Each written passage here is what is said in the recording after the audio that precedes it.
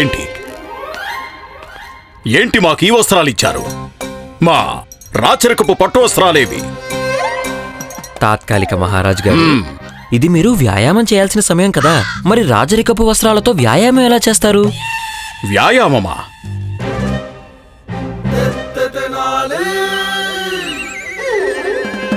ఇక్కడేం చేయాలి? 108 సూర్య నమస్కారాలు చేయాలి. అలాగా? ఇక్కడ దీని అవసరం ఏముంది? మన మహారాజు శ్రీకృష్ణదేవరాయలైతే ఇలానే చేస్తారు. అలాగా?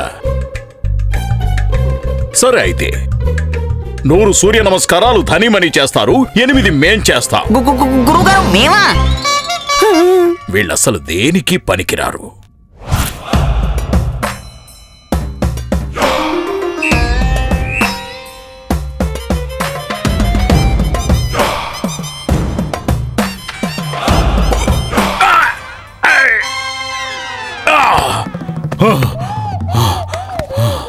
గురుగారు పడిపోయారు, గురుగారు పడిపోయారు.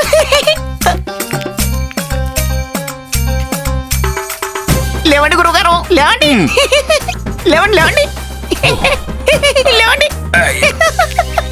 ఇంకా చాలు, మా వల్ల కాదు. ఇప్పుడు మేము మా పడక గదికి వెళ్తాం. అయ్యో అయ్యో తాత్కాలిక మహారాజు గారు, ఇంకా మీరు కత్తి సాము చేయటం మిగిలే ఉంది కదా.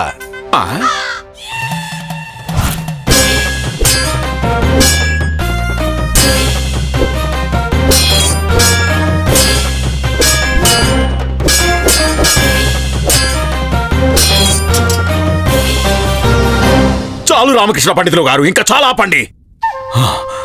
నా శరీరం మొత్తం పిండి పిండి చేసేశారు. ఇప్పుడు ఒక పని చేయండి, మల్ల యుద్ధం మిగిలింది కదా, అది కూడా చేయించండి. ఆ తర్వాత నన్ను తీసుకువెళ్ళి చితి మీద పడుకోబెట్టండి.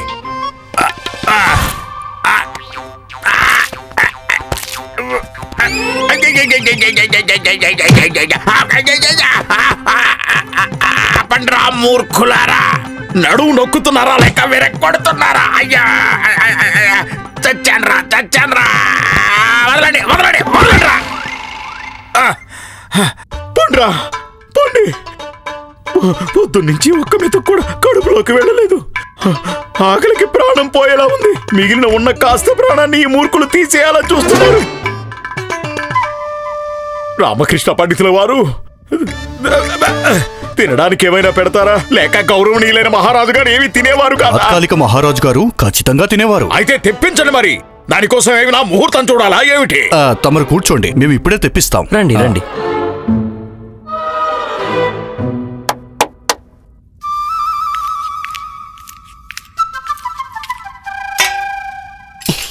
తాత్కాలిక మహారాజు గారు అనుమతిస్తే మేము కూడా కొంచెం భోజనం. తినండి తినండి, కడుపు నిండా తినండి.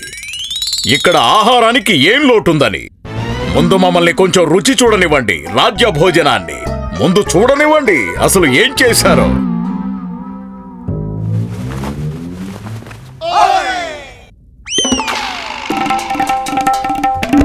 ఇదేంటి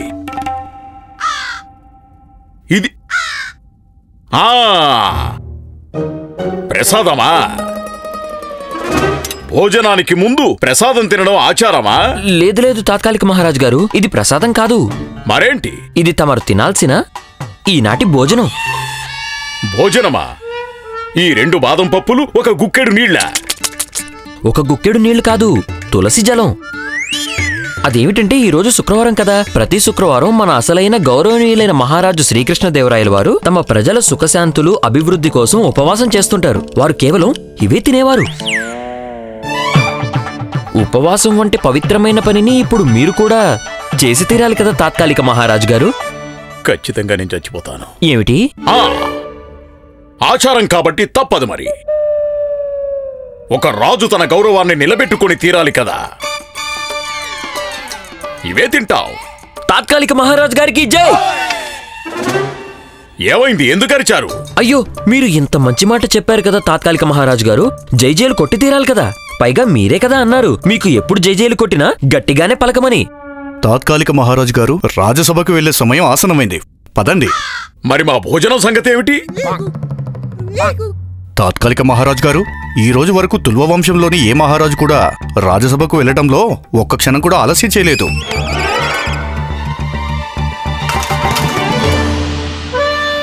గురువుగారు, మహామంత్రి గారు చెప్పింది అక్షరాలా నిజం. మీరు సభకి బయలుదేరండి, ఆలస్యం చేయకండి. ఈ బాదం పప్పు నేను తినేస్తాను. రెండవ బాదం పప్పు నేను తినేస్తాను.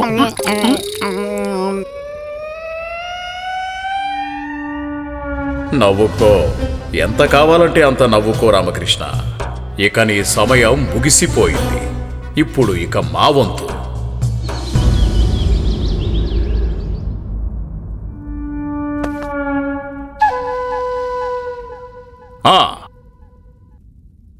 రాజసభలో సభా కార్యక్రమాలు మొదలవడానికి ముందు మేమొక ముఖ్యమైన పన్నాగం పన్నాలి.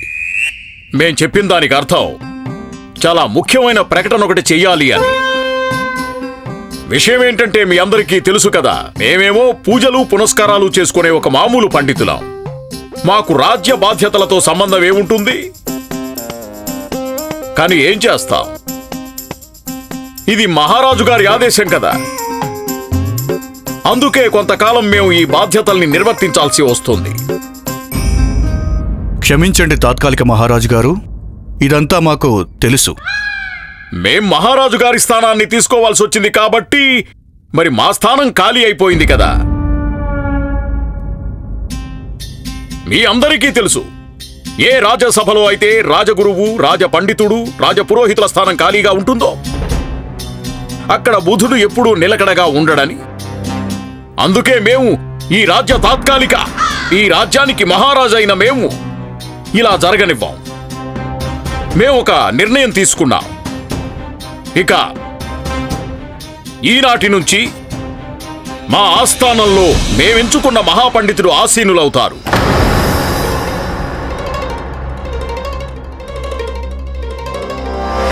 కుడి ఎడమ బాబా, దయచేసి ఇక్కడికి రండి. వచ్చి మీ పుణ్య పాదాలతో మా స్థానాన్ని చరితార్థం చేయండి. నిరంజన్,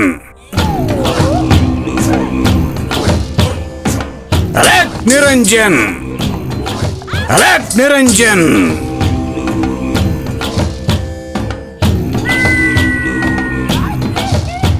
క్షమించండి తాత్కాలిక మహారాజు గారు, మేమందరం ఈ రాజసభకి కాబోయే కులగురువు గురించి తెలుసుకోవచ్చా? వీరే కుడి ఎడమ బాబా. చాలా గొప్ప పండితులు, గొప్ప త్రికాల జ్ఞానం కలవారు, భవిష్యత్తు చెప్పగల గొప్ప వ్యక్తి. మన గౌరవనీయులైన కుడి ఎడమ బాబాకి భూత భవిష్యత్తు వర్తమానాలన్నీ తెలుసు. వీరు గనక అనుకుంటే గ్రహాల స్థితిగతుల్ని కూడా మార్చి పరిస్థితులు అటూ ఇటుగా ఎటు మళ్ళినా వాటి మీద వీరికి పూర్తి నియంత్రణ ఉంటుంది.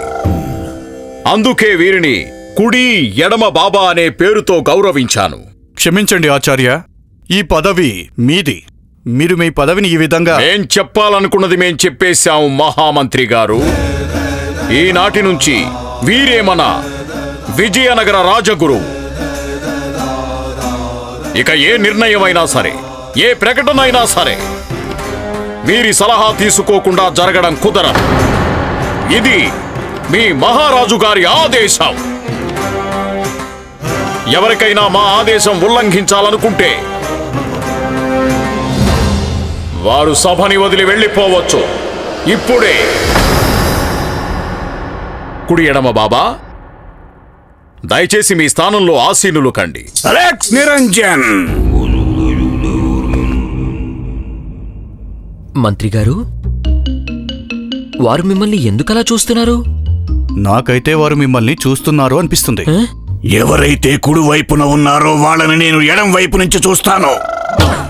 ఎవరైతే ఎడం వైపు ఉంటారో వారిని నేను కుడి కన్నుతో చూస్తాను. అలాగే బాబా, మాకు అర్థమైంది. సభా కార్యక్రమాల్ని ఆరంభించండి. తాత్కాలిక మహారాజు గారు, ఈనాటి సమస్య ఒక కుక్క గురించి. కుక్కకి సమస్య ఏమిటి? సమస్య కుక్కకి కాదు తాత్కాలిక మహారాజు గారు, కుక్క గురించి ఒక సమస్య. ఏమిటిది? అసలు ఇది ఏమిటి అంట? మేము ఈ రాజ్యానికి మహారాజు, తాత్కాలిక మహారాజు. ఇక్కడ కుక్కల సమస్యలు తీరుస్తుండాలా? క్షమించండి తాత్కాలిక మహారాజు గారు, కానీ మన మహారాజు శ్రీకృష్ణదేవరాయల వారు సభకి వచ్చిన ప్రతి ఒక్క సమస్యని మనస్ఫూర్తిగా పరిష్కరించేవారు. కానీ ఒకవేళ మీకు ఇష్టం లేదని అంటే సరే సరే సరే, పిలిపించండి, కుక్కని పిలిపించండి. కుక్క అయితే మరణించింది తాత్కాలిక మహారాజు గారు. చనిపోయిందా? మరి ఇంకా సమస్య ఉంది. తాత్కాలిక మహారాజు గారు చనిపోయింది కాబట్టి ఈ సమస్య నెలకొంది. కుక్క యజమాని ఇక్కడికి మొరపెట్టుకోవడానికి వచ్చాడు. అయితే పిలిపించండి, యజమానిని మా దగ్గరికి పిలిపించండి.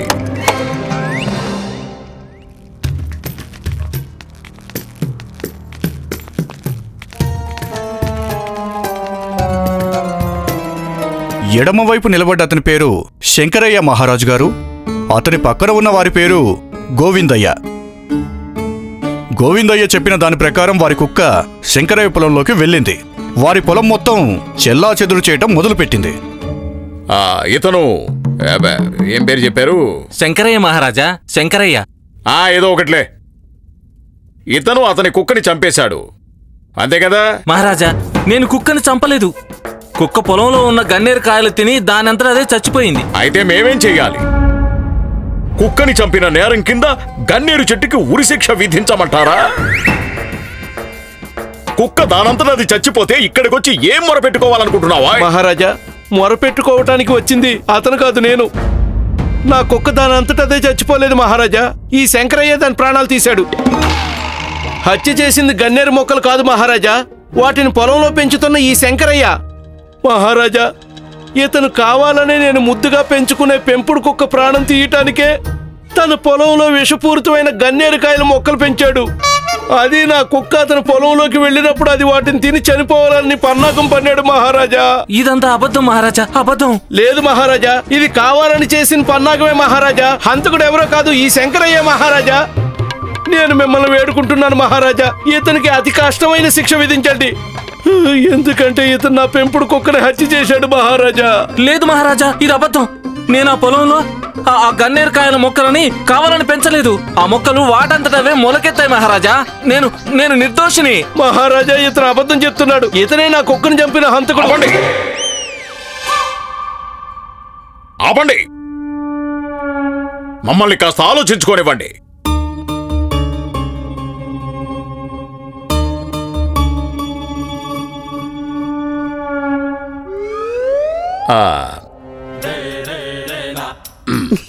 చెప్పండి గురువుగారు.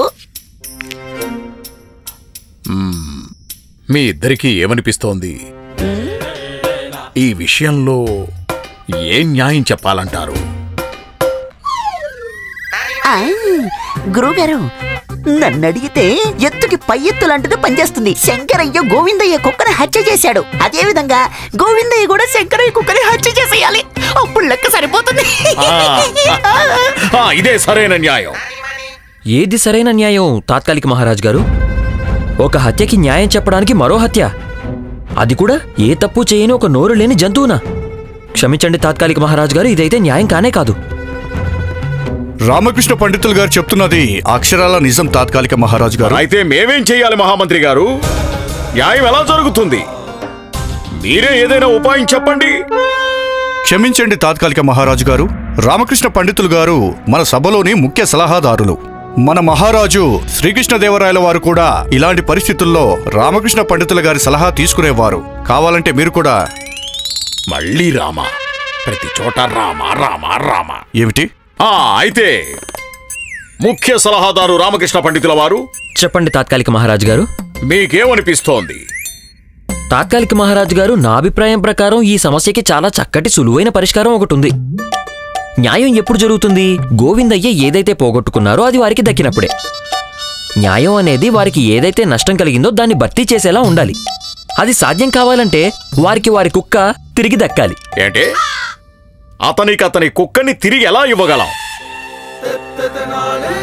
కుక్క అయితే స్వర్గాన్ని చేరుకుంది కదా, ఇప్పుడు ఇతన్ని కూడా స్వర్గానికి పంపాలా కుక్కని తీసుకురావడానికి? అయ్యో లేదు లేదు తాత్కాలిక మహారాజు గారు, ఇదెలా సాధ్యం? మరి తాత్కాలిక మహారాజా, శంకరయ్య ఒక కొత్త కుక్కని కొని గోవిందయ్యకైతే ఇవ్వగలడు కదా. నేను ఒప్పుకుంటాను, బహుశా ఆ కొత్త కుక్క వారి మొదటి ముద్దుల కుక్క లోటునైతే ఖచ్చితంగా తీర్చలేదు. కానీ వీరి గాయానికి ప్రేమగా మందైతే రాయగలదు కదా. వీరు తన బాధ నుంచి బయటపడ్డానికి సహాయపడగలదు కూడా. అసలైన తాత్కాలిక మహారాజు గారు గాయాన్ని ఆమ్లంతో అయితే కడగలేంగా. దాన్ని నయం చేయడానికి దానికి మందే రాయాల్సి ఉంటుంది. కాబట్టి నా అభిప్రాయం ప్రకారం మనం ఇలానే చేసి తీరాలి. బాగా చెప్పారు రామకృష్ణ పండితులు గారు, బాగా చెప్పారు. దీనిని మించిన న్యాయం ఇంకేముంటుంది చెప్పండి. రామకృష్ణ పండితుల వారికి, రామకృష్ణ పండితుల వారికి, రామకృష్ణ పండితుల వారికి. గురువుగారు, ఈ సభేమో వీధి, కానీ అందరూ ఈ రామకృష్ణకి జేజేలు కొడుతున్నారు.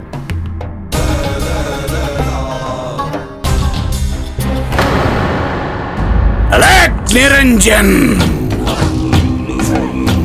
అనర్థం, ఘోరమైన అనర్థం, కాలచక్రం యొక్క ప్రచండ రూపం, విపత్తులు, ఆపదలు, ఘోరమైన అశుభం జరగబోతోంది.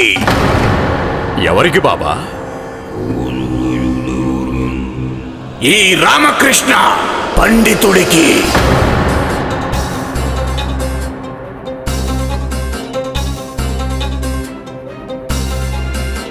ఏమిటి మీరు మాట్లాడేది? ఇది చెప్పేది మేము కాదు, ఈ పండితుడు జాతక చక్రం చెప్తుంది.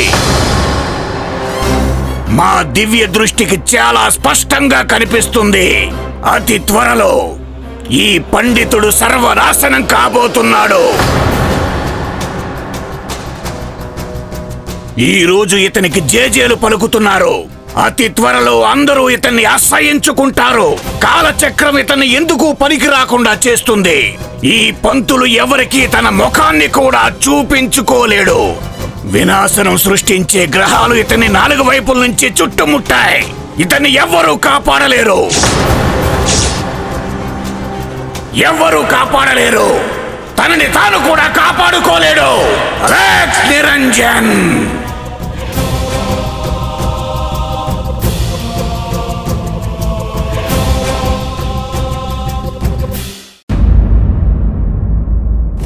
బాబా బాబా బాబా, మేము అస్సలు ఓపిక పట్టలేకపోతున్నాం. త్వరగా చెప్పండి.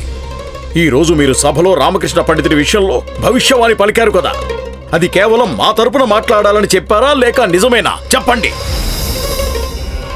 అనర్థం ఎప్పుడు ఎవరి పక్షాన ఉండదు ఆచార్య. అది రావాలి అనుకుంటే అన్ని హద్దులు దాటుకొని వచ్చేస్తుంది. మేము ఏదైతే చెప్పామో అది ఎంత భవిష్యత్తు మాకు చూపించినదే. ఆ పండితుడి వినాశనం ఇక నిశ్చయమే. కానీ ఎలా? ఎలా బాబా, ఎలా? ఈ అద్భుతం ఎలా జరుగుతుంది? జరుగుతుంది కుమారా. మేము ఎలా చెప్పామో సరిగ్గా అలాగే జరుగుతుంది. కానీ దానికోసం నువ్వొకటి చెయ్యాల్సి ఉంటుంది. ఏం చేయాల్సి ఉంటుంది? మేము ఏం చెప్పబోతున్నామో అది చెయ్యాల్సి ఉంటుంది. మీరేం చెప్పబోతున్నారు? శపథం చెయ్యాల్సి ఉంటుంది. మేము ఎలా చెప్తామో నువ్వు అలానే చెయ్యాలి. మేము నీకు ఒక మాట ఇస్తున్నాం. మేము చెప్పింది కనుక నువ్వు వింటే ఈ రామకృష్ణ పేరు ఇంకెప్పుడు ఎక్కడా నీకు వినపడదు. ఈ లోకంలోనే కాదు, పరలోకంలో కూడా వినపడదు.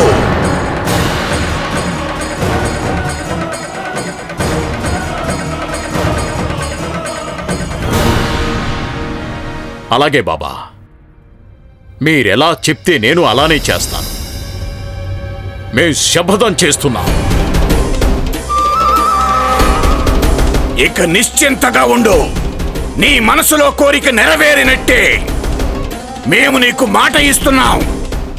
రేపు సభలో రామకృష్ణ పండితుడికి చివరి రోజు అవుతుంది.